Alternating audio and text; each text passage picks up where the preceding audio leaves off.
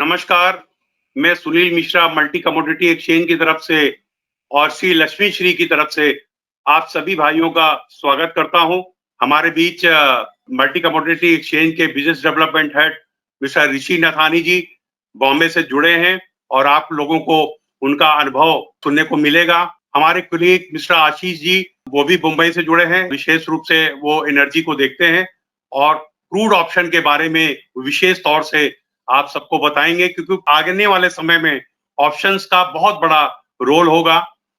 और विशेष रूप से मैं सलील जी जो कि लक्ष्मी श्री के चेयरमैन भी हैं, डायरेक्टर भी हैं, मैं उनको भी नमस्कार करता हूं और धन्यवाद देता हूं कि उन लोगों ने आज एक्सचेंज को मौका दिया। आप सभी के बीच में उनका प्रेजेंटेशन होगा। मैं ज्यादा समय न लेता हुआ मैं ऋषि सर जी को अनुरोध करूंगा कि हमारे जितने भी इन्वेस्टर जुड़े हुए हैं उनको संबोधित करें। Over to Rishi sir. धन्यवाद मिश्रा जी, बहुत बहुत धन्यवाद सलील जी आज हमें इस वेबिनार में बुलाने के लिए, और आज आप सभी का स्वागत है इस वेबिनार में। आज हम बात करेंगे क्रूड ऑयल के बारे में, और जैसा कि मिश्रा जी ने कहा, मेरे कोलीग आशीष जी हैं आपके साथ जो आपको विस्तार में इसके बारे में बताएंगे। मैं आपको सबसे पहले ये बताना चाहता हूँ कि कमोडिटीज मार्केट में निवेश क्यों किया जाना चाहिए और क्या लाभ होते हैं उससे निवेश करने में। तो सबसे पहली बात यह है कि कमोडिटीज जो है वो हमारे जीवन से हर प्रकार से जुड़े हैं, हमारे जीवन का भिन्न अंग है। सो कमोडिटीज आपसे इस प्रकार से जुड़े हैं कि आप उसको इग्नोर नहीं कर सकते, अनदेखा नहीं कर सकते। और उसके अलावा कमोडिटीज जो है वो इकोनॉमिक एक्टिविटी का एक बेसिस है, एक फाउंडेशन है। तो कमोडिटीज के कारण ही जो इकोनॉमिक एक्टिविटी होती है उसमें सहारा मिलता है। और यदि हम यह विश्वास करते हैं कि भारत में इकोनॉमिक एक्टिविटी बढ़ेगा और विश्व में इकोनॉमिक एक्टिविटी बढ़ेगा, तो फिर कमोडिटीज का तो उपयोग और भी बढ़ेगा और इसकी और डिमांड होगी। जहां तक प्रोडक्ट्स का सवाल है, पहले हमारे पास सिर्फ फ्यूचर्स थे, उसके बाद ऑप्शंस आए फ्यूचर्स पे, ऑप्शंस एंड गुड्स आए, फिर हमने इंडेक्स फ्यूचर लॉन्च किए। तो हमारे पास दो इंडेक्स फ्यूचर है, बुलडेक्स और मेटलडेक्स। बुलडेक्स है गोल्ड और सिल्वर, सोना चांदी मिला के एक ही इंडेक्स है। 70% सोना है, 30% चांदी है। उसमें आप एक साथ ही ले सकते हैं या बेच सकते हैं। और मेटल डेक्स में पांचों जो बेस मेटल है, कॉपर, लेड, एल्यूमिनियम, जिंक और निकल, पांचों मिश्रित है। तो इसमें एडवांटेज ये है कि ये दोनों कैश सेटल्ड इंडेक्स है, और कैश सेटल्ड होने के कारण आप इसको लास्ट डे लास्ट मिनट तक रख सकते हैं। कोई भी प्री एक्सपायरी मार्जिन नहीं, कोई भी डिलीवरी की चिंता नहीं। वैसे ही हम एनर्जी में भी क्रूड और नेचुरल गैस मिला के भी इंडेक्स लाने की चेष्टा कर रहे हैं। यदि रेगुलेटर अनुमति देता है तो हम वो भी बहुत जल्दी आपके पास लाने की चेष्टा करेंगे। तो ये हो गए हमारे प्रोडक्ट्स, और आगे चल के कई और पार्टिसिपेंट्स और प्रोडक्ट्स इस मार्केट में आएंगे। मतलब मैं यही कहना चाहता हूँ कि कमोडिटीज मार्केट में बड़े से बड़ा और छोटे से छोटा आदमी भाग ले सकता है। एक एग्जांपल के तौर पे हमारे पास 1 किलो सोना भी है, 1 ग्राम सोना भी है। वैसे ही हमारा क्रूड कॉन्ट्रैक्ट जो है अच्छा कॉन्ट्रैक्ट है, इसमें बहुत अच्छा टर्नओवर है, वॉल्यूम है। और यदि आप देखें तो हाल में ऑप्शंस में बहुत अच्छी बढ़त आई है, और हमारे क्रूड ऑप्शंस कॉन्ट्रैक्ट दिन प्रतिदिन और बड़ा होते जा रहा है, और इसमें भागीदारी होते जा रही है, सबकी पार्टिसिपेशन बहुत अच्छा हो रहा है। और आज के दिन एक रिटेल इन्वेस्टर के लिए लो रिस्क चीज है, क्योंकि अगर आप ऑप्शन खरीदते हैं तो सिर्फ प्रीमियम का ही रिस्क है आपको, बाकी आपको कुछ रिस्क है नहीं। तो उस हिसाब से आप इसमें भी निवेश करने का सोच सकते हैं। लेकिन मेरा आपसे यही अनुरोध है कि जब भी आप निवेश करें उसके पहले थोड़ा सा अपने स्टडी कर लें, समझ लें, उसके बाद निवेश करें, ताकि आपका ये जो कमोडिटीज मार्केट का सफर है लाभदायक हो, आपके लिए अच्छा साबित हो। तो इसी के साथ बहुत बहुत धन्यवाद आज मुझे यहाँ बुलाने के लिए और मुझे सुनने के लिए। मैं आशा यही करता हूँ कि आगे चल के आपसे ऐसे ही मिलने का और मौके मिलेंगे मुझे। बहुत बहुत धन्यवाद। Thank you Rishi sir, thank you so much. आपकी जो गाइडेंस है हम सबके बहुत काम आएगी।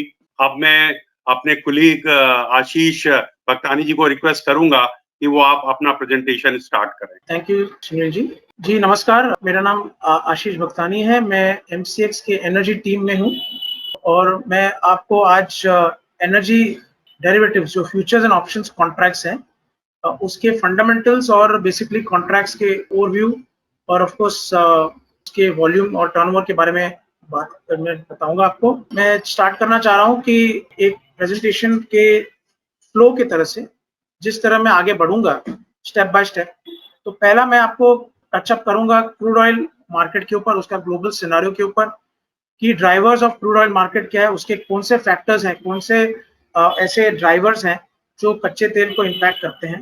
उसके बाद थोड़ा ब्रीफली मैं जस्ट नेचुरल गैस मार्केट पे टच करूंगा एंड फिर मैं एनर्जी कॉन्ट्रैक्ट्स, फ्यूचर्स के कॉन्ट्रैक्ट्स के ऊपर और ऑप्शंस कॉन्ट्रैक्ट के ऊपर उसका ओवरव्यू दूंगा।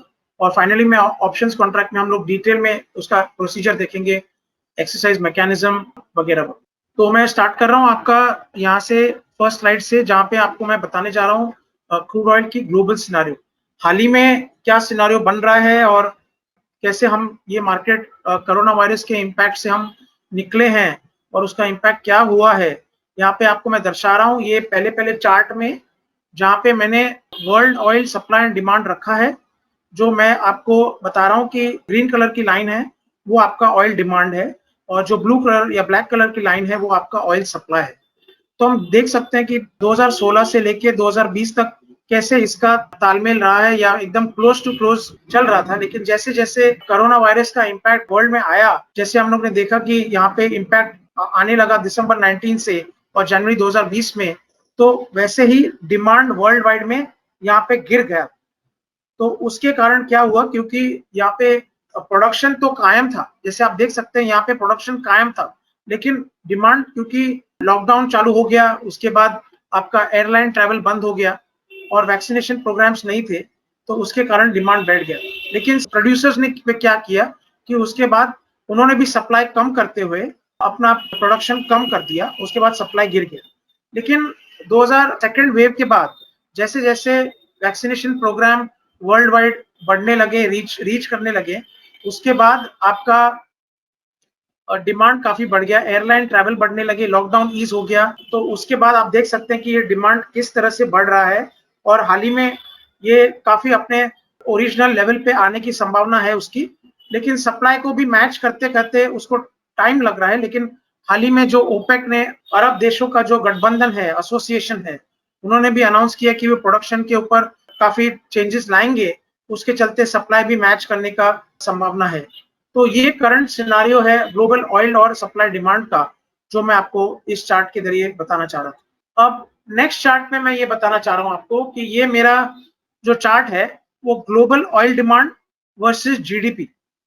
तो इसका जो रिलेशन है या जो संबंध है, तो हम देख सकते हैं कितना क्लोजली ये जुड़ा हुआ है। और 2008-9 की तरफ देख लें तो जैसे जैसे हम जानते हैं कि फाइनेंशियल क्राइसिस आया था 2008 में, उसके बाद वर्ल्ड की जीडीपी काफी डिक्लाइन आई थी, उसमें गिरावट आई थी। उसके बाद उसके चलते ऑयल का डिमांड भी बैठ गया था, क्योंकि इकोनॉमी काफी बैठ गई थी। और जैसे मैं आपको बता रहा हूँ कि जो कच्चा तेल है उसका जो महत्वपूर्ण इंपॉर्टेंस या सिग्निफिकेंस कहेंगे, वो हर एक इकोनॉमी के लिए बहुत इंपॉर्टेंट है, क्योंकि हम जानते हैं कि उसका जो यूज है या उसका जो इस्तेमाल होता है वो इंडस्ट्री में होता है, ट्रांसपोर्टेशन सेक्टर में होता है, एग्रीकल्चर में होता है। तो उसका बहुत योगदान रहता है इन सेक्टर्स में। और जैसे जैसे इकोनॉमी स्लो डाउन होती है, ऑटोमेटिकली वो कच्चे तेल का डिमांड भी गिरता है। और जैसे हम यहाँ पे देख सकते हैं कि 2008-9 में किस तरह से वो कम हुआ है। लेकिन उसके चलते फिर हम देख सकते हैं कि आपका जो डिमांड है वो हम देख सकते हैं कि यहाँ पे वो भी गिर गया, क्योंकि कोरोना वायरस के इम्पैक्ट, जैसे मैंने आपको बताया कि कोरोना वायरस के इम्पैक्ट के बाद वो डिमांड गिर गया, ऑटोमेटिकली जीडीपी भी गिरने लगी, क्योंकि इकोनॉमी स्लो डाउन होगी वर्ल्ड की। उसके कारण क्या हुआ कि आपका डिमांड गिरने लगा। लेकिन हाल ही में जैसे हम देख सकते हैं कि डिमांड पिकअप हो चुका है year on year, quarter on quarter percentage. तो यहाँ पे हम देख सकते हैं कि डिमांड वापस अपने रुख पकड़ रहा है, क्योंकि लॉकडाउन ईज हो गया है, वैक्सीनेशन प्रोग्राम वर्ल्ड वाइड बढ़ने लगे हैं और एयरलाइन ट्रैवल फिर से काफी जोरों शोरों में चालू हो चुका है वर्ल्ड वाइड। तो उसके चलते डिमांड बढ़ गया। लेकिन जीडीपी अभी कैचअप करेगा, क्योंकि जैसे जैसे इंडस्ट्रीज खुलेंगी, एग्रीकल्चर सेक्टर खुलेगा और बेसिकली आपका ट्रांसपोर्टेशन बढ़ने लगेगा, उसके चलते इकोनॉमी में वापस रिवाइवल आएगा और हम देखेंगे कि ये वापस अपनी लेवल पे, डिमांड के लेवल पर पहुंचने की संभावना रखता है। अगर हम देखें यहाँ पे, मैं आपको बताना चाह रहा हूँ कि वर्ल्ड वाइड जो प्रोडक्शन है उसका टॉप प्रोड्यूसर्स कौन से हैं। ये एक फंडामेंटल टेबल है जिसमें आपको 4 बार ग्राफ में बता रहा हूँ। और पहला जो है वो प्रोडक्शन है। तो पहला प्रोडक्शन बताता है कि यूएस, अमेरिका का सबसे ज्यादा योगदान रहता है वर्ल्ड के प्रोडक्शन में। उसके बाद सऊदी अरब, रूस, रशिया आ जाता है और बाकी देश आ जाते हैं। अगर हम कंजम्पशन साइड पे आ जाएं तो देखें कि यूएस, चीन या चाइना का काफी कंजम्पशन रहता है और तीसरे नंबर पे इंडिया आता है। इंडिया का जो कंजम्पशन है वो करीबन 5 मिलियन बैरल के लगभग ये बैठता है, 5 मिलियन बैरल पर डे। तो हम अनुमान लगा सकते हैं कि ये तीसरे नंबर पे कंजम्पशन लेवल पे वर्ल्ड में इंडिया का रैंक आता है। उसके बाद अगर हम देखें तो टॉप इंपोर्टर्स और एक्सपोर्टर्स की तरफ आ जाते हैं तो हम देखते हैं कि अरब देशों के जो एक्सपोर्टर्स हैं, सऊदी अरब, ईरान, इराक, कुवैत, वो सब देश हैं जो मिडिल ईस्ट या अरब देशों के बीच के एक्सपोर्ट करते हैं। यूएस आ जाता है, सऊदी अरब है, रशिया है अलग से। उसके बाद अगर हम इंपोर्टिंग कंट्रीज देख लें तो चाइना, यूरोप और यूएस, इंडिया आ जाते हैं टॉप इंपोर्टर्स में। तो ये हमको काफी ध्यान रखना पड़ता है कि कभी भी इन देशों के बीच में या इन देशों में कुछ अगर तनाव सा माहौल या कोई घटना घटती है या कोई सुनामी का माहौल हो जाता है, वेदर रिलेटेड कुछ इफेक्ट होता है, उसके चलते भी आपको वहां पे इम्पैक्ट दिखता है। अब मैं की फैक्टर्स या ड्राइवर्स की तरफ आना चाह रहा हूं। जो मैं आपको बताना चाह रहा हूं कि यहाँ पे जो की फैक्टर्स हैं वो है आपके ओपेक अनाउंसमेंट। अभी ये जो अरब देशों का गठबंधन है, oil producing exporting countries, OPEC एक अरब देशों का मेन उसमें योगदान रहता है। लगभग 40% वर्ल्ड वाइड सप्लाई करता है कच्चे तेल का। तो उसका अगर 2 साल में 2 बार मीटिंग होती है मेजरली, अगर उसका कोई प्रोडक्शन कोटा में घटोती या बढ़ोतरी होती है, उसके चलते कच्चे तेल के ऊपर उसका इम्पैक्ट हमें जरूर दिखता है। वेदर मैंने आपको बताया, जैसे अगर आपको याद होगा जापान में सुनामी आया था, उस टाइम पे काफी वर्ल्ड का चौथे नंबर पे आता है वर्ल्ड के कंज्यूमिंग कंट्री पे। तो उसके बाद कच्चा तेल काफी गिर चुका था। दूसरे वेदर फैक्टर्स, हरिकेन सीजन आता है और आपका विंटर और समर आता है। उसके बाद हम सब जानते हैं कि यूएस की क्रूड ऑयल इन्वेंट्री और प्रोडक्ट की इन्वेंट्री हर बुधवार को 8 बजे इंडियन स्टैंडर्ड टाइम आईएसटी पे आती है। उसके चलते कच्चे तेल के ऊपर इम्पैक्ट रहता है। रिग काउंट क्या है? रिग काउंट बेसिकली आपका प्रोडक्शन सेंटर है जहाँ पे प्रोडक्शन या कच्चे तेल का उत्पादन होता है। तो अगर उसमें कुछ घटोती या बढ़ोतरी होती है तो उसके चलते आपके कच्चे तेल के ऊपर भी इम्पैक्ट आता है। जियोपॉलिटिकल इवेंट्स अगर हम देख लें तो हाल ही में जैसे हम जानते हैं यूएस और चीन के बीच में थोड़ा मतभेद हो गया था ट्रेड सैंक्शंस के चलते। यूएस और ईरान के बीच में थोड़ा न्यूक्लियर सैंक्शंस का दबाव पड़ा था। नॉर्थ कोरिया, साउथ कोरिया को ले लें, उधर मिसाइल टेस्टिंग होती है तो तभी तनाव का माहौल पैदा होता है। या फिर अरब देशों के बीच में कुछ मतभेद हो जाती है तो तभी भी जियोपॉलिटिकल इवेंट आपका कच्चे तेल के ऊपर इम्पैक्ट करता है। Global economic growth, demand supply, ये मैंने आपको बताया। इन्फ्लेशन भी काफी मायने रखता है। तो ये सब फैक्टर्स है जो आपको ध्यान में रख के आपको अगर ट्रेडिंग करनी है कच्चे तेल में तो आपको ये फैक्टर्स ध्यान में रखने पड़े। अब यहाँ पे मैं एक आपको ग्राफ बता रहा हूँ, लाइन ग्राफ है, ये कच्चे तेल का भाव है। अगर हम देखें तो अप्रैल 2020 में क्योंकि वहां पे डिमांड काफी डिस्ट्रॉय हो चुका था वर्ल्ड वाइड, तो ऑटोमेटिकली क्या हो गया था कि वो सप्लाई तो कायम था और स्टोरेज लेवल्स भी ऑलमोस्ट फुल थे। तो डिमांड नहीं होने के कारण ये भाव नेगेटिव चले गए थे। उसके बाद जैसे डिमांड रिवाइव हुआ, लॉकडाउन ईज हुआ, रिस्ट्रिक्शंस कम हुए, फ्यूल डिमांड बढ़ने लगा, उसके चलते हम देख सकते हैं कि कच्चे तेल के भाव के ऊपर उसका पॉजिटिव इम्पैक्ट आया। फिर ओपेक ने भी अपना प्रोडक्शन कोटा के ऊपर चेंजेस लाए, उसके चलते भी भाव के ऊपर इम्पैक्ट आया। मार्च के महीने में स्विस कनाल, जो इजिप्ट में स्विस कनाल है, वहां पे शिप ब्लॉक होने के कारण वहां पे कच्चे तेल का सप्लाई थोड़ा बंद हो चुका था, डिस्टर्ब हो चुका था, उसके चलते भी कच्चे तेल के ऊपर उसका पॉजिटिव इम्पैक्ट हम यहाँ पे देख सकते हैं। तो प्लीज ये फैक्टर्स हैं जो आपको ध्यान में रख के ट्रेडिंग प्लीज करिएगा, तो आपको ध्यान में रहेगा कि कौन से फैक्टर्स इम्पैक्ट करते हैं। अब यहाँ पे मैं आपको एक छोटा एक टेबल बता रहा हूँ और मैं एक्सप्लेन करने जा रहा हूँ कि इन्वेंट्री जो स्टॉक लेवल है कच्चे तेल का और पेट्रोल और डीजल का स्टॉक, उसका क्या मायने रखता है प्राइस के ऊपर। एक सिनारियो मैंने आपको बताया, 4, 5, 6 सिनारियोज हैं यहाँ पे जो मैं एक एक करके लूंगा।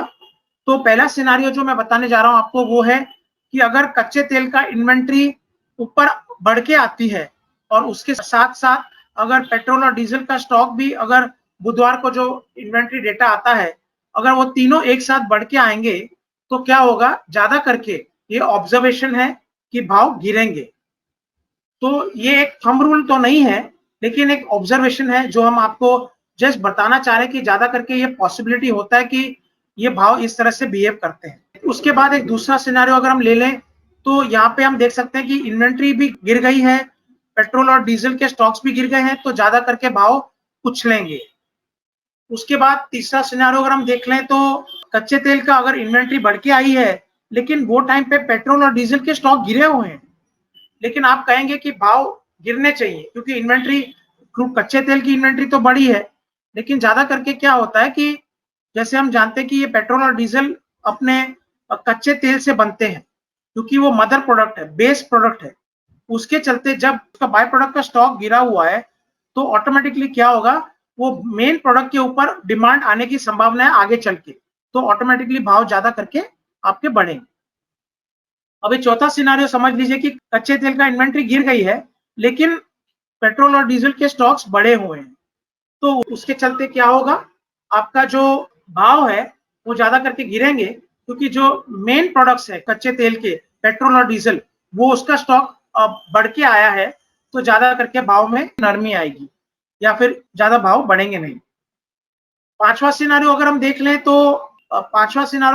लें तो यहाँ पे इन्वेंट्री भी गिरी हुई है कच्चे तेल की, पेट्रोल का स्टॉक गिरा हुआ है, लेकिन डीजल का स्टॉक बढ़ा हुआ है, और वो कौन से पीरियड में, समर सीजन में। जैसे हम जानते हैं कि अभी समर सीजन है, तो यूएस में क्या होता है, अमेरिका में क्या होता है, ज्यादा करके वैकेशन पीरियड होता है, और उसके चलते आपका ज्यादा करके जो लोग हैं वो वैकेशन पे जाने के कारण उनका डिमांड पेट्रोल का ज्यादा रहता है यूएस में, तो उसके चलते भाव ज्यादा करके बढ़ते हैं। लास्ट सिनारियो अगर हम देख लें तो यहाँ पे इन्वेंट्री घटी हुई है, लेकिन पेट्रोल के स्टॉक्स बढ़े हुए हैं, और जो आपका डीजल का स्टॉक है वो गिरा हुआ है। अभी विंटर में क्या होता है, ये जो डीजल का जो स्टॉक है उसका डिमांड ज्यादा रहता है क्योंकि वो विंटर में ज्यादा ठंडी होने के कारण वो हीटिंग पर्पस के लिए यूज होता है। तो प्लीज ये सिनारियो आप ध्यान में रख के प्लीज ट्रेडिंग करिए, क्योंकि इसमें आपको ज्यादा करके ट्रेडिंग करते समय ये हेल्प करेंगे। अब नेक्स्ट फैक्टर की मैं तरफ बढ़ रहा हूं, जो है आपका रिग काउंट। अब रिग काउंट के चलते हम देख सकते हैं कि यहाँ पे जो प्रोडक्शन सेंटर्स हैं वो 2019 में, जनवरी 2019 में करीबन 880 के लगभग चल रहे थे। वो टाइम पे काफी सप्लाई, प्रोडक्शन या सप्लाई हाई था, उसके चलते भाव नरम थे या गिरे हुए थे। लेकिन उसके बाद जैसे जैसे प्रोडक्शन सेंटर्स कम होने लगे, सप्लाई कम होने लगा, भाव में थोड़ी तेजी आई। लेकिन जब जनवरी 2020 में जैसे कोरोना वायरस का इम्पैक्ट वर्ल्ड वाइड आने लगा, भाव गिरने लगे, तो ऑटोमेटिकली आप देख सकते हैं कि जो उत्पादन सेंटर है वो भी बंद होने लगे धीरे धीरे, और फाइनली वो 200 के नीचे 180 पे काउंट आ गया था। लेकिन जैसे जैसे डिमांड बढ़ने लगा, क्योंकि लॉकडाउन ईज हो गए, सेकेंड वेव के बाद प्रोडक्शन सेंटर्स वापस बढ़ने लगे, और हाल ही में वो 400 के काउंट के ऊपर आके रुके हुए। तो ये भी एक इम्पोर्टेंट फैक्टर बन जाता है आपके लिए जब आप कच्चे तेल में ट्रेडिंग करते हैं। तो अब मैं थोड़ा ब्रीफली आपको नेचुरल गैस के फैक्टर्स के ऊपर थोड़ा जस्ट टचअप करूंगा। यहाँ पे भी कॉमन फैक्टर्स हैं, जैसे नेचुरल गैस में इन्वेंट्री का डेटा आता है, हर थर्सडे को 8 बजे आता है।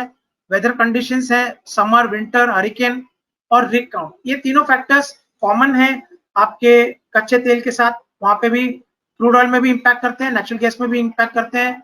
इकोनॉमिक ग्रोथ है, जियोपॉलिटिकल इवेंट्स हैं, ये सब फैक्टर्स हैं जो कॉमन नेचुरल गैस को भी इम्पैक्ट करते हैं। लेकिन कुछ ऐसे फैक्टर्स हैं जो ज्यादा करके नेचुरल गैस के लिए स्पेसिफिक हैं, जैसे इंडस्ट्रियल डिमांड या रेजिडेंशियल डिमांड। अब अगर हम चार्ट के ऊपर दर्शाएंगे नेचुरल गैस का भाव, तो हम देख सकते हैं कि फरवरी के महीने में ये साल काफी ठंडी पड़ी थी यूएस में, तो उसके कारण प्रोडक्शन सेंटर को बंद करना पड़ा, तो उसके चलते भाव में काफी तेजी आ गई थी। हाल ही में इतनी गर्मी पड़ी है यूएस में कि वहां पे नेचुरल गैस का भाव $4.1 के ऊपर चढ़ चुका है, क्योंकि इतना गर्मी यूएस में अक्रॉस द कंट्री पड़ गई है कि वहां पे एयर कंडीशनिंग में नेचुरल गैस का डिमांड काफी है, अगर हम इंडस्ट्रियल डिमांड कह लें या रेजिडेंशियल डिमांड कह लें। अब यहाँ पे एक बहुत इंपॉर्टेंट फैक्टर है जो मैं आपको बताने चाह रहा हूँ कि वॉलेटिलिटी कच्चे तेल की और नेचुरल गैस में। अगर हम यहाँ पे देखेंगे तो एवरेज डेली वॉलेटिलिटी कच्चे तेल में 2020 में लगभग 6% थी और नेचुरल गैस में 4% थी। तो इतना वॉलेटिलिटी होने के कारण ये मैं बताना चाह रहा हूँ कि इसमें जो एंट्री लेवल है और जो लिक्विडिटी है वो काफी हाई है। आपको एंट्री एग्जिट स्मूथ मिलती है, अपॉर्चुनिटी मिलती है ट्रेडिंग करने के लिए। हाल ही में अगर ये साल देख लें तो 2% से 2.5% तक कच्चे तेल और नेचुरल गैस का वॉलेटिलिटी रही है, तो वो भी बहुत हाई है एवरेज डेली वॉलेटिलिटी, और उसके चलते हम इसमें ट्रेडिंग जरूर कर सकते हैं। और एवरेज भाव जो 2021 में 4 अगस्त तक है वो 63 है, एवरेज भाव है। अभी तो भाव लगभग $70 के ऊपर चल रहे हैं, के आसपास चल रहे हैं, तो वो आप देख सकते हैं कि इसमें एवरेज भाव अभी नेचुरल गैस में भी $3 के लगभग चल रहा है एवरेज, लेकिन करंट भाव तो यूएस का $4 के ऊपर चल रहा है। अगर हम तालमेल की तरफ आ जाते हैं तो तालमेल की तरफ अगर हम देखें तो जो आप सब जानते हैं कि जो एमसीएक्स का कॉन्ट्रैक्ट है वो नाइमेक्स या सीएमई ग्रुप के साथ तालमेल रखता है, और जैसे जैसे हम देखते हैं सीएनबीसी आवाज पे या एनडीटीवी प्रॉफिट पे या मनी कंट्रोल पे, वहां पे आप देखते हैं कि वहां पे भाव आपका अभी $70 के ऊपर चल रहा है। उसपे अगर हम $74 आईएनआर लगा देते हैं, यूएसडी आईएनआर लगाते हैं, तो लगभग वो 5000 बैरल के ऊपर लगभग वो आके बैठता है, और उसका तालमेल नाइमेक्स के कॉन्ट्रैक्ट से काफी हाई है 99%। उसी बेसिस पे अगर हम नेचुरल गैस का भी भाव तालमेल देखें तो वो भी नेचुरल गैस का भी भाव एमसीएक्स का नाइमेक्स के नेचुरल गैस के भाव से साथ काफी हाई तालमेल है 98% का। अब ये ब्रीफली टच अप करूंगा। हम सब जानते हैं कि एमसीएक्स का क्रूड कॉन्ट्रैक्ट जो है वो आपका 100 बैरल का है, रुपीस पर बैरल कोटेशन है, टिक साइज 1 रुपीस की है, एक टिक पे हार जीत 100 रुपए की है, आज के लगभग मार्जिन 20% है। अगर आज का कॉन्ट्रैक्ट पकड़ लें 5,35,000 का कॉन्ट्रैक्ट है, उस पर 1 लाख का मार्जिन है, लगभग 1,10,000 का। और अगर हम नेचुरल गैस के भाव के ऊपर बात करें तो वो भी 10% के ऊपर मार्जिन पे है। उसका ट्रेडिंग यूनिट 1250 MMBTU पे बैठता है, एक कोटेशन उसका रुपीस पर MMBTU है, और उसका जो मार्जिन है वो लगभग 10% के ऊपर निर्भर किया जा रहा है। तो ये जस्ट एक कॉन्ट्रैक्ट स्पेक्स के ऊपर ब्रीफली मैं टचअप कर रहा हूँ। और जो एमसीएक्स का क्रूड और नेचुरल गैस कॉन्ट्रैक्ट, जैसे मैंने आपको बताया कि वो जो एक्सपायरी है फ्यूचर्स कॉन्ट्रैक्ट की, वो नाइमेक्स और नेचुरल गैस के जो उस दिन का क्लोजिंग प्राइस है एक्सपायरी की और नाइमेक्स के ऊपर, उस भाव पे आरबीआई रेफरेंस रेट से कन्वर्ट होके वो सेटल होता है। तो जस्ट मैं आपको ब्रीफली बताना चाह रहा हूँ कि ये मार्जिन इस तरफ से ट्रेड हो रहा है। लेकिन ये जो हाई मार्जिन आप देख रहे हैं, इसको अगर हम टैकल करने चाहें तो हम डेफिनेटली ऑप्शंस के ऊपर ट्रेड कर सकते हैं। ऑप्शंस में अगर आप कॉल या पुट बाय करते हैं तो आपको सिर्फ प्रीमियम पे करना पड़ता है। वहां पे आपका जो लॉस है वो खाली प्रीमियम तक सीमित रहता है, लेकिन प्रॉफिट अनलिमिटेड रहता है अगर आप कॉल या पुट बायर हैं। तो वहां पे हम आगे प्रेजेंटेशन में देखेंगे कि ऑप्शन स्ट्रेटजीज या ऑप्शंस के ऊपर हम कैसे ट्रेड कर सकते हैं। अब हम एनर्जी कॉन्ट्रैक्ट्स के ऊपर अगर हम परफॉर्मेंस की बात कर लें तो यहाँ पे मैं बताना चाह रहा हूँ कि जो हमारा futures MCX crude oil futures and options contracts है, वो वॉल्यूम है, अगर हम देखेंगे लगभग 19 से लेके 28 मिलियन बैरल तक, लो अगर देख लें तो 14 मिलियन बैरल, लेकिन आप देख सकते हैं कि कितना वॉल्यूम और लिक्विडिटी है। अगर मैं कंपेयर करूं तो इंडिया का जो कंजम्पशन है वो मैंने आपको बताया 5 मिलियन बैरल्स पर डे है, उसका 4 से 5 गुना वॉल्यूम एमसीएक्स पे ट्रेड हो रहा है मिलियन बैरल्स में। ये साल 4 अगस्त तक 10 मिलियन बैरल्स तक पहुंचा है। पिछले साल थोड़ा कम था क्योंकि मार्जिन्स काफी हाई थे और कोरोना वायरस के इम्पैक्ट की वजह से ट्रेडिंग वॉल्यूम के ऊपर काफी इम्पैक्ट आया था, लेकिन हाल ही में अगर वॉल्यूम्स देखें तो पिकअप हो रहे हैं। और अगर मैं ऑप्शंस की वॉल्यूम की बात करें तो आप देख सकते हैं कि यहाँ पे ये 2018 में चालू हुआ था, 2019 में कितना वॉल्यूम था, फिर 2020 में थोड़ा स्लो डाउन आया था because of the impact of corona virus, लेकिन हाल ही में यहाँ पे आप देख सकते हैं कि कितना वॉल्यूम शूट अप हुआ है। ओपन इंटरेस्ट भी आप देख सकते हैं बिल्डअप हो रहा है, और जस्ट कल ही रिकॉर्ड टर्नओवर एमसीएक्स पे रिकॉर्ड टर्नओवर 7,000 करोड़ के ऊपर टर्नओवर क्लॉक हुआ है एमसीएक्स ऑप्शन कॉन्ट्रैक्ट के ऊपर।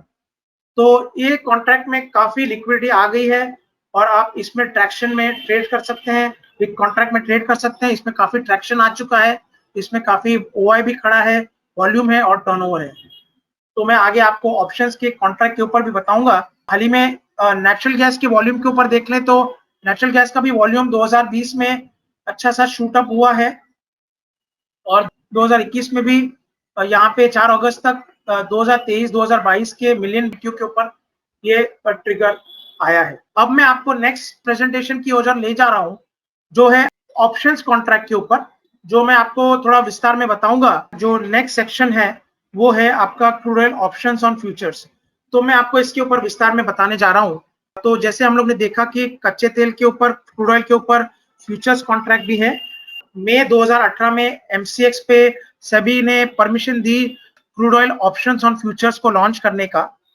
तो उसके चलते मैं आपको बताने चाह रहा हूं कि जो ये ऑप्शंस ऑन फ्यूचर्स क्या है। हमारा जो कॉन्ट्रैक्ट है क्रूड ऑयल का, उसका जो अंडरलाइन है या जो बेस है वो ऑप्शंस एंड फ्यूचर्स है। अगर आप ऑप्शंस खरीदते हैं, बाय या सेल करते हैं, कॉल या पुट, तो आपका एक्सपायरी के दिन ये जो ऑप्शन का अगर आपका पोजीशन ओपन है तो वो फ्यूचर में जाके तब्दील हो जाएगा, कन्वर्ट हो जाएगा या डिवॉल्व हो जाएगा। मैं फिर से दोहराना चाह रहा हूं कि ये जो ऑप्शंस ऑन फ्यूचर्स है, अगर आपका ऑप्शन पोजीशन आपने फ्यूचर की एक्सपायरी के दिन, ऑप्शन की एक्सपायरी के दिन खुला छोड़ा है आपके पोजीशन, तो आपका जो पोजीशन है वो तब्दील होके अगले दिन फ्यूचर में जाके कन्वर्ट हो जाएगा या डिवॉल्व हो जाएगा।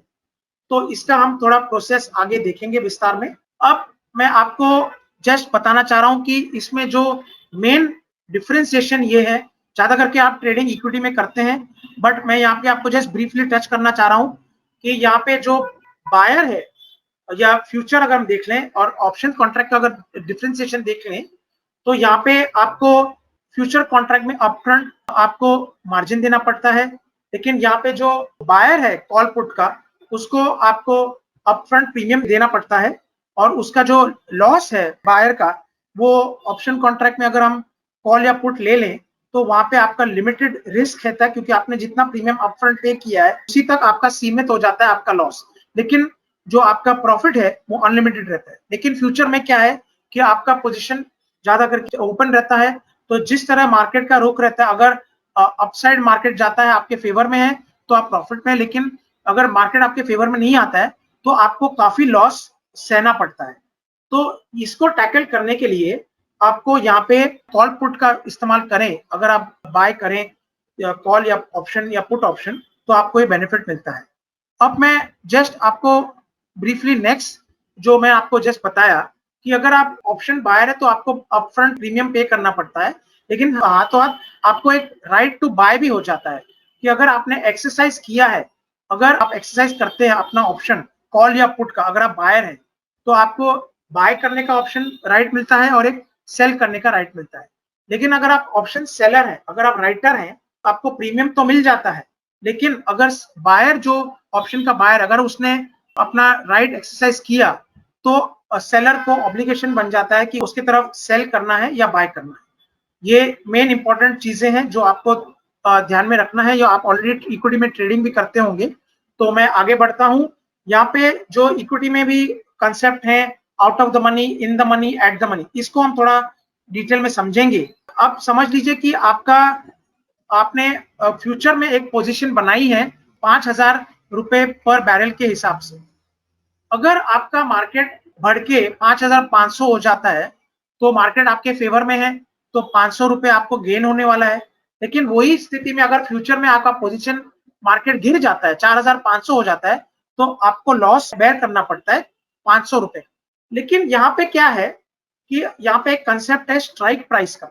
अभी स्ट्राइक प्राइस का क्या होता है उसमें कि अलग अलग लेवल पे 50 के इंटरवल पे एक स्ट्राइक प्राइस रहती है जहां पे आप ऑप्शन खरीद सकते हैं। तो समझ लीजिए करंट भाव 5,000 रुपए बैरल पे चल रहे हैं और आपने अगर 4,500 पे एंट्री किया है या स्ट्राइक प्राइस खरीदी है, कॉल ऑप्शन बाय किया है, तो मार्केट आपके फेवर में है, तो करंट प्राइस आपके स्ट्राइक प्राइस से ऊपर है, तो क्या होगा, आप इन द मनी हो। अगर करंट प्राइस 4,500 से नीचे चल रहा है, आपके स्ट्राइक से नीचे चल रहा है, तो मार्केट आपके फेवर में नहीं, तो आप आउट ऑफ द मनी हो। अगर भाव चल रहा है, करंट प्राइस और strike price at the money है, तो या भाव चल रहा है तो एट द मनी कहलाया जाता है।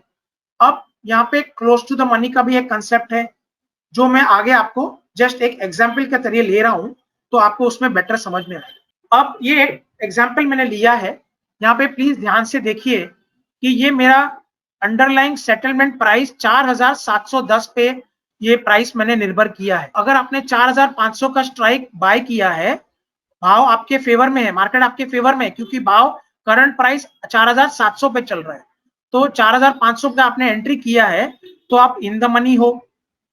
अगर आपने 4900 का स्ट्राइक लिया है और भाव आपके चल रहे हैं 4710, तो आप आउट ऑफ द मनी हो। अगर भाव 4700 पे चल रहे हैं तो आप एट द मनी हो, क्योंकि भाव उसी करंट प्राइस से भाव वहां पे है, सिमिलर प्राइस है, सेम प्राइस है। लेकिन उसके 2 स्ट्राइक नीचे 4600 और 4650, उसको क्या बोलते हैं? Close to the money strike. उसके 2 स्ट्राइक ऊपर, एटीएम के 2 स्ट्राइक ऊपर 4750 और 4800, उसको हम क्या बोलेंगे? Close to the money. तो ये पांचों स्ट्राइक्स आपको ध्यान में रख के ट्रेडिंग करना है, क्योंकि इसका जो एक्सरसाइज मैकेनिज्म है ये थोड़ा सा डिफरेंट है इन द मनी और आउट ऑफ द मनी के हिसाब से। अगर हम पुट के ऊपर आ जाते हैं, नीचे अगर हम देखें टेबल, आपका करंट भाव कितना चल रहा है? 4710। अभी भाव अगर देखें तो 4700 वो एट द मनी हो गया। लेकिन मैंने कितने पे एंट्री किया है? 4900 के स्ट्राइक पे मैंने पुट बाय किया है। मार्केट मेरे फेवर में है, क्योंकि मार्केट मेरे स्ट्राइक प्राइस से नीचे चल रहा है, तो 4700 पे, तो मैं इन द मनी हूं। अगर मैंने 4550 का स्ट्राइक लिया है, मार्केट मेरे फेवर में नहीं है, तो मैं आउट ऑफ द मनी हूं, ओटीएम हूं। लेकिन अगर मैं 4700 पे मेरा स्ट्राइक खड़ा है तो मैं एट द मनी हूं। उसी के चलते अगर 2 स्ट्राइक ऊपर मैं देख लूं, 4750 और 4800, ये close to the money strike कहलाए जाएंगे। और उसके 2 स्ट्राइक नीचे 4600 और 4650, उसको क्लोज टू द मनी भी कहलाया जाएगा इन द केस ऑफ अगर मैंने पुट बाय किया है तो। अब जैसे मैंने आपको बताया कि हमारा जो एक्सपायरी की ऑप्शन कॉन्ट्रैक्ट है वो हमारा अंडरलाइंग फ्यूचर कॉन्ट्रैक्ट, वो 100 बैरल का कॉन्ट्रैक्ट है, और उसका जब एक्सपायरी आती है, ऑन एक्सरसाइज करते हैं, तो ऑप्शन पोजीशन, जो आपकी पोजीशन है, वो डिवॉल्व होके फ्यूचर में जाके कन्वर्ट हो जाता है या तब्दील हो जाता है। अब किस तरह से तब्दील होता है वो हम यहाँ पे नीचे टेबल में देखते हैं कि अगर मैंने कॉल बाय किया है तो एक्सपायरी के बाद वो फ्यूचर में जाके अगले दिन फ्यूचर के बाय साइड पे खड़ा हो जाएगा। अगर मैंने पुट बाय किया है तो क्योंकि मैंने शॉर्ट पोजीशन में खड़ी जाके फ्यूचर जाके खड़ी हो जाएगी। अगर मैंने शॉर्ट कॉल किया है, कॉल को शॉर्ट किया है, तो फ्यूचर में जाके वो शॉर्ट साइड पे जाके खड़ी हो जाएगी। अगर मैंने पुट शॉर्ट किया है या पुट सेल किया है तो बाय साइड पे जाके मेरा पोजीशन फ्यूचर में जाके खड़ा हो जाएगा। तो प्लीज ये डिवॉल्वमेंट प्रोसेस ऑन एक्सरसाइज समझ लीजिए, क्योंकि आपको यहाँ पे आगे ट्रेडिंग करते समय वो काफी ध्यान में रखना पड़ेगा। तो आगे बढ़ता हूँ, क्योंकि वो मेन जो दो नेक्स्ट स्लाइड है वो आपको बहुत ध्यान में रख के ट्रेडिंग करनी पड़ेगी, क्योंकि यहाँ पे एक्सरसाइज मैकेनिज्म जो है वो आपको प्लीज ध्यान में रखिए। अभी आउट ऑफ द मनी अगर लें तो out of the money in the वो कहलाया जाएगा जो पोजीशन मेरे फेवर में नहीं है। अगर पोजीशन मेरे फेवर में नहीं है और एक्सपायरी के दिन वो वर्थलेस या जीरो हो जाएगी। अगर मैंने प्रीमियम पे किया है, मैंने कॉल या पुट बाय किया है, अगर मेरा position out of the money है तो मेरी पोजीशन वर्थलेस एक्सपायर हो जाएगी। अगर मैं इन द मनी हूं, इन द मनी का क्या मतलब है कि मार्केट मेरे फेवर में है, पोजीशन मेरे फेवर में है, तो क्या होगा, वो ऑटोमेटिकली एक्सरसाइज हो जाएगी। लेकिन अगर मैं एट द मनी हूं या क्लोज टू द मनी हूं, जैसे मैंने आपको बताया कि यहाँ पे अगर मैंने जस्ट आपको वो स्लाइड के ऊपर ले जा रहा हूं, यहाँ पे आपको एक्सप्लेन कर रहा हूं कि अगर आउट ऑफ द मनी है पोजीशन एक्सपायरी के दिन, ये 4850, 4900 और 950, ये वर्थलेस जीरो हो जाएंगे क्योंकि मार्केट मेरे फेवर में नहीं है। लेकिन अगर मार्केट मेरे फेवर में है, जहां पे मैंने स्ट्राइक एंट्री किया है 4500, 4550 इन द मनी है, तो वो ऑटोमेटिकली एक्सरसाइज हो जाएंगे। लेकिन ये जो 5 स्ट्राइक्स हैं, अगर मैं कॉल बाय किया है या पुट बाय किया है, ये 5 स्ट्राइक्स हैं, तो इसके लिए अगर मुझे लग रहा है कि एक्सपायरी के कन्वर्ट होने के बाद, अगर ये फ्यूचर में तब्दील होने के बाद या कन्वर्ट होने के बाद मार्केट मेरे फेवर में आ सकता है, क्योंकि आपको ऑप्शन की एक्सपायरी के बाद जब ये फ्यूचर में कन्वर्ट होगा, 2 दिन की फ्यूचर की ट्रेडिंग करने मिलेगी। तो अगर आपको लग रहा है कि फ्यूचर में कन्वर्ट होने के बाद ये आपका पोजीशन आपके फेवर में आने की संभावना है, तब आप क्या करेंगे, ये 5 पोजीशन के लिए आप एक्सचेंज को एक इंस्ट्रक्शन देना पड़ेगा आपको कि भाई मुझे एक्सरसाइज करना है मेरा कॉल पोजीशन, बाय कॉल या बाय पुट। तो ये पोजीशन में अगर आप खड़े हैं एक्सपायरी के दिन, तो आपको प्लीज ध्यान में रखना, अपने ब्रोकर को बोलना पड़ेगा कि ये पोजीशन मेरे को तब्दील करना है फ्यूचर में। तो आपको एक इंस्ट्रक्शन देना पड़ेगा, जैसे यहाँ पे दिया हुआ है एट द मनी या क्लोज टू द मनी।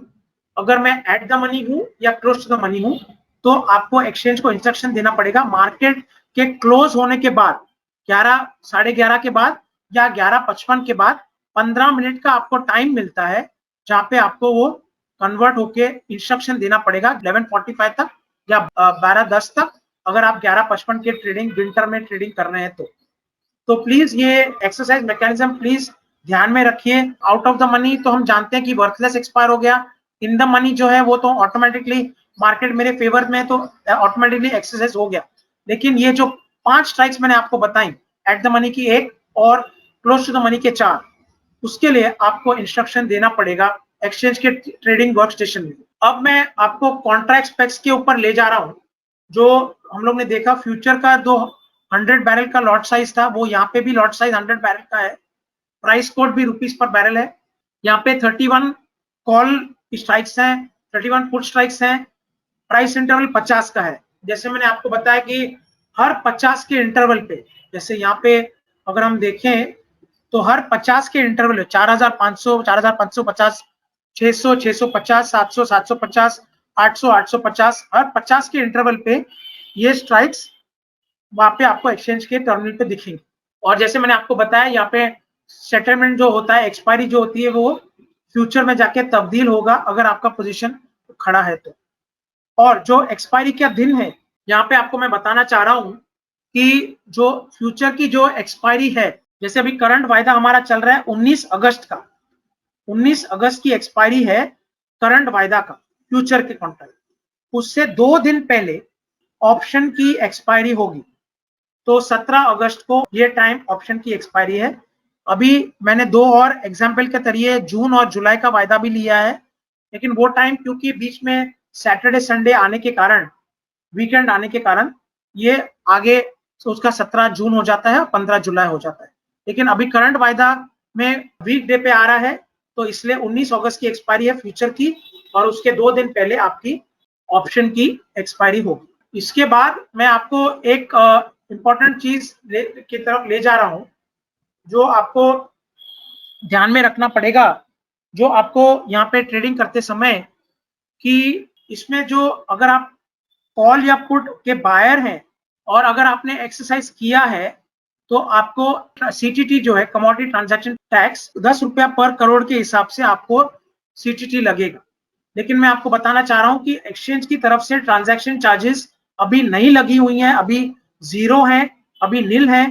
तो आप अच्छी तरह से ट्रेडिंग करते हैं, ट्रांजैक्शन कॉस्ट 0 है, खाली आपको सीटीटी का कॉस्ट भरना पड़ेगा और ब्रोकिंग चार्जेस।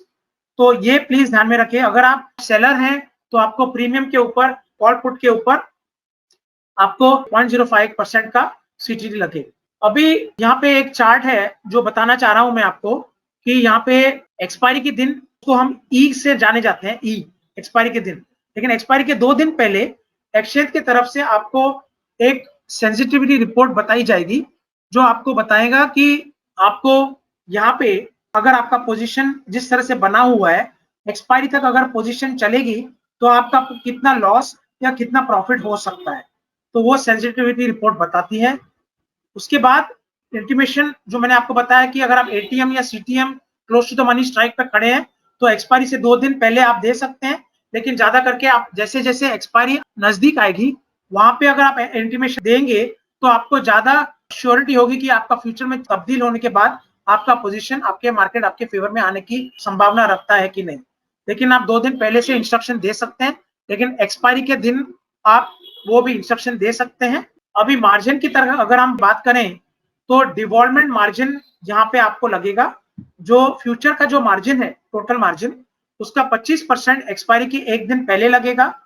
सेकेंड 25% जो है वो आपको एक्सपायरी के दिन लगेगा, और बैलेंस जो 50% फ्यूचर का मार्जिन है वो आपको एक्सपायरी के बाद फ्यूचर में कन्वर्ट होने के बाद, वो आपको एक्सपायरी के कन्वर्ट होने के बाद फ्यूचर में कन्वर्ट होने के बाद लगेगा। तो ऑल इन ऑल ये ऑप्शंस की कॉन्ट्रैक्ट्स के ऊपर मैंने आपको बताया है। लेकिन अगर हम एक चीज मैं आपको बताना चाह रहा हूं कि एक अगर हम पोजीशन बनाते हैं, जैसे अगर हम समझे फ्यूचर में एक पोजीशन आपने बनाई है, बाय फ्यूचर आपने किया है, उसका हेज करके अगर आपने हेज करके चले हैं, उसके विपरीत अगर आपने पोजीशन बनाई है, तो क्या होगा, एक्सचेंज की तरफ से आपको स्प्रेड मार्जिन बेनिफिट भी मिलता है। तो जैसे मैंने आपको बताया, अगर आपने फ्यूचर बाय किया है और ऑप्शन पोजीशन सेल की बनाई है, तो आपको दोनों के बीच में जो मार्जिन लगेगा वो आपको 60 to 75% स्प्रेड मार्जिन बेनिफिट आपको मिलेगा। अगर आपने फ्यूचर सेल करके चले हैं, तो अगर आपने विपरीत पोजीशन बाय करके ऑप्शन में खड़ा किया है, तो तभी भी आपको स्प्रेड मार्जिन बेनिफिट मिलने की चेष्टा कर सकते। Sir, I have come to the end of my presentation Mishra ji. Thank you Ashish ji. अब मैं मिस्टर शिवेंद्र बिसेन जी को मैं रिक्वेस्ट करूंगा, ओवर टू शिवेंद्र जी, कि आप उसका संचालन करें। Thank you so much sir. Ashish sir, आपका बहुत बहुत धन्यवाद। बहुत ही डिटेल्ड तरीके से आपने हमें समझाया है क्रूड ऑयल फ्यूचर्स के बारे में, and also about crude oil options के ऊपर जरूर आज के दिन में इन्वेस्टर्स और ट्रेडर्स का रुझान जो है वो बढ़ते जा रहा है। तो उसकी सूचना, उसकी जानकारी जितनी वृहद हो उतना ज्यादा बेनिफिशियल रहता है इन्वेस्टर्स के लिए। सर, इस सेशन के दौरान आपकी पूरी डिटेल प्रेजेंटेशन के बीच में हमारे पास कुछ क्वेरीज आई हैं इन्वेस्टर्स की, तो मैं आपसे अनुरोध करता हूं कि सर वो क्वेरीज, मैं क्वेश्चंस आपसे प्रेजेंट कर रहा हूं, उनको आप प्लीज एड्रेस करें। सबसे पहले तो सर, हमारे इन्वेस्टर्स निगेटिव प्राइसिंग के बारे में कॉन्सेप्ट, वो एक बार थोड़ा सा क्लैरिटी की जरूरत है उनको उसके ऊपर। सर, एक्चुअली यहाँ पे मैं आपको जस्ट बताना चाह रहा हूँ कि हाल ही में ये जो नेगेटिव प्राइसिंग अप्रैल 2020 को आई थी, वो ऐसा सिचुएशन था कि अभी मैं उसको डिटेल में आपको नहीं बता पा रहा हूँ क्योंकि केस एक्चुअली अभी कोर्ट में है, लेकिन मैं आपको उसका बैकग्राउंड बताने जा रहा हूँ। तो क्या हुआ कि जैसे जैसे दिसंबर 2019 में ये कोरोना वायरस का इम्पैक्ट पहले पहले चाइना में हमें मालूम पड़ा, और धीरे धीरे जैसे जैसे ये दूसरे देशों में फैलते गया, इसका इम्पैक्ट दूसरे देशों में फैलते गया, फिर वो यूरोप में आया, फिर साउथ ईस्ट एशिया में जापान, साउथ कोरिया, अलग अलग देशों में फैला, फिर वो इंडिया में तो आया और यूएस में भी पहुंचा। अभी साउथ में अगर देख ले तो ऑस्ट्रेलिया की तरफ भी आया, न्यूजीलैंड, सब जगह फैल गया। तो उसके कारण क्या हुआ, ये जो डिमांड है कच्चे तेल का, जैसे मैंने आपको दर्शाया वो चार्ट में, वो काफी धीरे धीरे उसका इम्पैक्ट, जैसे जैसे वैक्सीनेशन प्रोग्राम्स तो पहले थे नहीं क्योंकि ये इम्पैक्ट, और जैसे जैसे ये स्प्रेड होने लगा, लॉकडाउन बढ़ने लगा। पहला तो लॉकडाउन हो गया, तो स्प्रेड होते होते लॉकडाउन के कारण इंडस्ट्रीज की प्रोडक्शन बंद हो गई, उसका डिमांड कम होने लगा। कच्चे तेल का ट्रांसपोर्टेशन की तरफ जो झुकाव रहता है, जो ज्यादा यूज होता है, वो भी कम होने लगा। एयरलाइन ट्रैवल देख लें, वो भी बंद हो गए। तो उसके कारण क्या हुआ, डिमांड आपका एयरलाइन ट्रैवल का, उसका कच्चे तेल का बाय प्रोडक्ट है, वो भी कम होने लगा। और धीरे धीरे मार्च के महीने में ओपेक ने क्या किया, रशिया और उनका मतभेद हो गया, तो उन्होंने क्या किया, प्रोडक्शन बढ़ा दिया। तो एक तो डिमांड घटते जा रहा था, और वहां पे ओपेक ने भी अपना जो सप्लाई है वो कायम रखा। रशिया ने तो उल्टा ज्यादा बढ़ा दिया, लेकिन उसके कारण क्या हुआ, सप्लाई कायम था, डिमांड घटने लगा, और जो वर्ल्ड के स्टोरेज सेंटर्स थे वो भी आपके भरने लगे। तो धीरे धीरे क्या हो गया, बायर नहीं थे कच्चे तेल के, सप्लाई कायम था। तो फिर क्या किया, सप्लायर्स ने स्टोरेज टैंक्स भरने लगे। उसके कारण चलते चलते इसका जो मेजर इम्पैक्ट है वो आपका यूरोप और सऊदी अरब और यूएस में आपको सबसे ज्यादा दिखा। उसके चलते ये भाव आपका इम्पैक्ट इसके तरफ जीरो के नीचे चले गए। तो इसमें आपको मैं डिटेल में तो नहीं जा सकता, लेकिन मैं आपको जस्ट बैकग्राउंड दे रहा हूं इसका। ये सब फैक्टर्स थे, भाव के ऊपर इतना दबाव आ गया या प्रेशर आ गया जो ये भाव गिर चुके। जी विशन जी। बिल्कुल सर, इसका बड़ा स्ट्रॉन्ग इम्पैक्ट पड़ा था उस समय, ट्रेडर्स और इन्वेस्टर्स के ऊपर, तो उनको इसके ऊपर क्लैरिटी की बिल्कुल जरूरत थी। साथ ही साथ सर मैं प्रोसीड करता हूं, हमारे व्यूअर्स को एक कॉन्सेप्ट उनको समझना है कि कोई भी पोजीशन वो अगर अपनी क्रिएट कर रहे हैं, specially in the options, crude oil options, तो वॉल्यूम्स और ओपन इंटरेस्ट कैसे रोल प्ले करता है और कितना जरूरी होता है उसको आइडेंटिफाई करना, उसको ध्यान देते हुए अपनी पोजीशंस को आगे बनाना। That is a very good question. So मैं यहाँ पे आपको बताना चाह रहा हूँ कि ये जो दो फैक्टर्स हैं, वॉल्यूम और ओआई, इसका तो हम जानते हैं कि फ्यूचर में भी काफी इम्पैक्ट रहता है। और जैसे जैसे अगर हम ऑप्शंस में कन्वर्ट करके इसको ट्रेडिंग करते हैं, तो आपको आपका पोजीशन जैसे जैसे आपने अगर समझ ले कोई पर्टिकुलर स्ट्राइक प्राइस पे आपने एंट्री किया है, तो आपको तो मालूम है कि ओपन इंटरेस्ट का ये तात्पर्य रहता है कि आपका वहां पे ज्यादा ट्रेडिंग की एक्टिविटी काफी इंटेंस है। अब अगर वॉल्यूम भी बढ़ रहा है और ओपन इंटरेस्ट भी बढ़ रहा है, इन द सेंस कि वहां पे ज्यादा एक्टिविटी है, वहां पे स्ट्राइक्स, वहां पे एंट्री काफी हो रही है, और वहां पे हम देख सकते हैं कि वहां पे पोजीशन बढ़ी हुई। अगर हम पोजीशन अगर हम देख ले कि वहां पे अगर ओपन इंटरेस्ट कम हो रहा है और वॉल्यूम बढ़ते जा रहा है, तो that means that people are either liquidating that position and they are moving out from their option position. तो आइडियली आप एक चीज तो पहले ध्यान में रखिए कि जो 50 के इंटरवल के 100 के जो मल्टीपल पे हैं, उस पे आपको ज्यादा ट्रेडिंग लिक्विडिटी मिल रही है। आप उसके ऊपर ज्यादा देखेंगे, तो मैं आपको बताना चाह रहा हूं कि एक ऑप्शन चेन के तरीके कि यहाँ पे आप देखेंगे कि इसमें आपको ओपन इंटरेस्ट और वॉल्यूम का जो रिलेशन है वो आपको ध्यान में रख के ट्रेडिंग करना पड़ेगा। तो जस्ट मैं एक स्क्रीन शेयर करना चाह रहा हूँ विशन जी, प्लीज ध्यान में देखिए। यहाँ पे ऑप्शन में आपको बताने जा रहा हूँ कि यहाँ पे M6 की वेबसाइट मैंने जस्ट खोली है। एक एग्जांपल, यहाँ पे ऑप्शन टैब में यहाँ पे एक ऑप्शन चेन करके है। तो यहाँ पे अब जब मैं ऑप्शन चेन पे क्लिक करता हूँ, तो यहाँ पे ऑप्शन चेन पे आपको यहाँ पे प्रोडक्ट्स चूज करना है, क्रूड ऑयल, और यहाँ पे एक्सपायरी मैंने 17 अगस्त की ले ली है और यहाँ पे मैंने आपको शो कर दिया। अभी अगर आप देखेंगे तो ये जो लेफ्ट साइड का जो पोजीशन है वो सब मेरे कॉल है, यहाँ पे मेरी पुट बनी हुई है, और ये बीच में मेरे स्ट्राइक प्राइस। अब मैं वॉल्यूम और ओआई का जो रिलेशन है वो मैं आपको यहाँ बताने जा रहा हूँ। तो यहाँ पे आप देखेंगे तो ओपन इंटरेस्ट और वॉल्यूम यहाँ पे आपका कॉलम बना हुआ है कॉल साइड पे और पुट साइड। अभी अगर हम एटीएम की स्ट्राइक पे आ जाएं, या जो मेन एक्टिविटी सेंटर है, जैसे आप देखेंगे जो ये कॉलम है वो ओआई, लास्ट कॉलम ओआई है, और यहाँ पे लास्ट कॉलम ओआई दिया हुआ है और बीच में वॉल्यूम है। तो आपको प्लीज यह ध्यान रखना है कि ये ओआई चेंज, ये ओआई चेंज आप देख रहे हैं -267, -306, -11, और यहाँ पे आप देख रहे हैं कि ओआई बिल्डअप हो रहा है। तो प्लीज आप जब पोजीशन ले, तो आप ये ओपन इंटरेस्ट का जैसे जैसे परसेंटेज अप या डाउन होता है, पोजीशन चेंज होती हैं, तो ऑटोमेटिकली आप देख सकते हैं कि इसमें वॉल्यूम के साथ अगर ये तब्दील हो रहा है, गिरावट आ रही है, बढ़ रहे हैं, तो ऑटोमेटिकली वहां पे पोजीशन में आपकी चेंजेस आ रही हैं। Investors are either getting in और moving out of the position and are getting taking a view on that particular strike. अगर हम थोड़ा नीचे की तरफ आ जाएं, अगर जैसे मैंने, अगर हम दूसरी स्ट्राइक्स पर आ जाएं, तो हम देख लें कि 5200 पे 2250 का ओआई खड़ा है, उसके सामने 2400 का ओआई 5300 के स्ट्राइक पे खड़ा है। तो यहाँ आप देख सकते हैं कि ओआई का बिल्ड चेंज काफी हाई है। तो इसको अगर हम ध्यान में रख के ट्रेडिंग करें, तो हम देख सकते हैं कि इसका जो रिलेशन है वॉल्यूम को ओआई, कि जब भी ओआई घट रहा है with volume, that means people are इधर moving out of the contract, और अगर एंड वाइस वर्सा।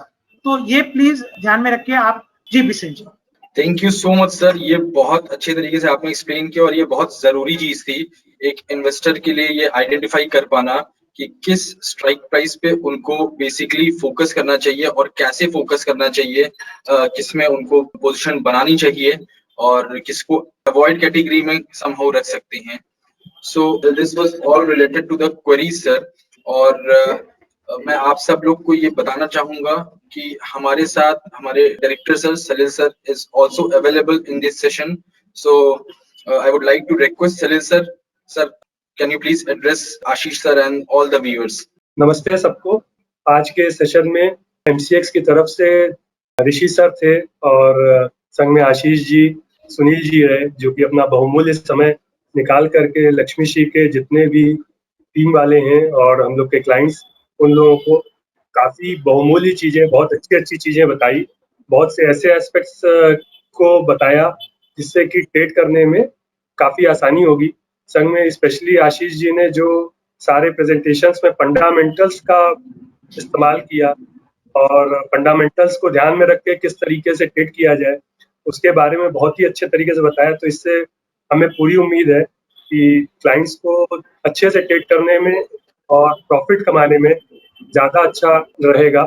और मैं ये उम्मीद करता हूँ कि आगे भी जो है MCX हम लोग के संग अदर प्रोडक्ट्स पे भी संग में ऐसे ही वेबिनार करते रहेंगे, ताकि क्लाइंट्स जो है ज़्यादा अच्छे से जागरूक हो सके और इन्वेस्टमेंट इन कमोडिटीज जो है और ट्रेडिंग इन कमोडिटीज वो ज़्यादा अच्छे से कर सके। संग में ऑप्शंस के ऊपर आशीष जी ने बहुत ही अच्छा कई चीज़ें बताई, जिसको कि थोड़ा सा टेक्निकली डिफरेंट होता है इक्विटी ऑप्शंस और कमोडिटी ऑप्शंस में, तो उससे काम करने में ज़्यादा अच्छा रहता है कि कमोडिटी ऑप्शंस के बारे में यदि ज़्यादा अच्छे से मालूम है तो काम करना ज़्यादा अच्छा है और सेफ भी ज़्यादा होता है कमोडिटी ऑप्शंस में काम करना। और मैं उम्मीद करता हूँ कि आगे भी हम लोग ऐसे ही वेबिनार्स करते रहेंगे संग में आशीष जी के संग और MCX के संग। और I thanks a lot to all to the MCX, उन्होंने हम लोग अपना बहुमूल्य समय निकाल करके हम लोग एक अच्छा वेबिनार कर सके। Thank you, sir. Thanks a lot. Thank you, Mr. Shah. Thank you, sir. Thank you, Bisel ji. Thank you for attending the session. Thank you, Sunil sir. Now I'm wrapping up the session. Thank you.